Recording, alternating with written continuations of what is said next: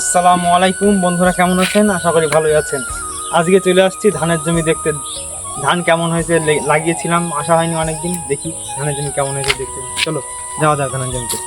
বন্ধুরা, ধানের জমিতে চলে আসছি। এই যে আমাদের ধানের জমি দেখা যাচ্ছে। এই যে এটা হচ্ছে বীজ ফেলা। এটা হচ্ছে প্রথমে যে বীজ ফেলে যেটা তৈরি করে আর কি, বীজ এটা ছিল। সেই দিন পরে লাগানো হয়েছে, সেদিন ধানটা ভালো হয়নি। এখানে ধানটা এখন হবে, এখন টাইম লাগবে। এটা ওই যে ধানের জমি লাগিয়েছিলাম, কত সুন্দর হয়েছে। ওই যে দেখো, চলো তোমাদের একটু আলের পাশ দিয়ে ঘুরে দেখাচ্ছি।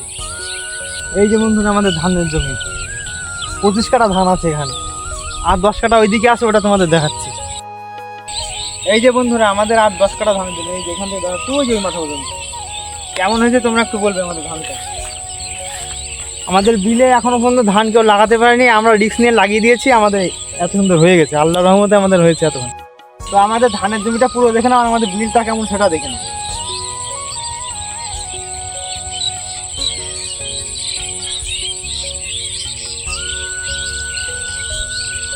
বন্ধুরা চলো যা যাক, আমরা বিকালে যে জায়গাতে বসি বন্ধুরা আড্ডা দিই, সেই জায়গাতে তোমাদের নিয়ে দেখাচ্ছি।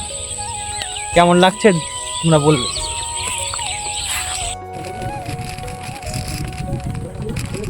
তো বন্ধুরা আমরা এখানে আড্ডা দিই।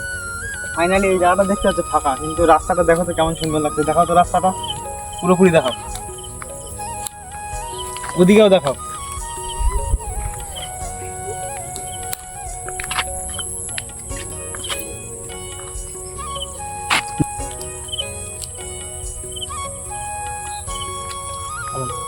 অনেকে শহরে থাকো, এই গ্রাম্য এলাকার মজাটা তোমরা নিতে পারো না। অনেকে শহরে যারা থাকো কমেন্ট করে বলো কেমন লাগছে আমাদের গ্রামটা।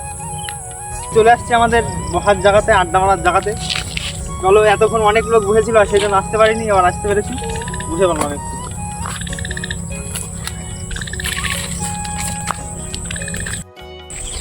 তো বন্ধুরা আমাদের আড্ডা মারা হয়ে গেছে, তো আমরা এখন বাড়ি যাব, সন্ধ্যা হয়ে গেছে। ব্লগটা এখানে শেষ করছি।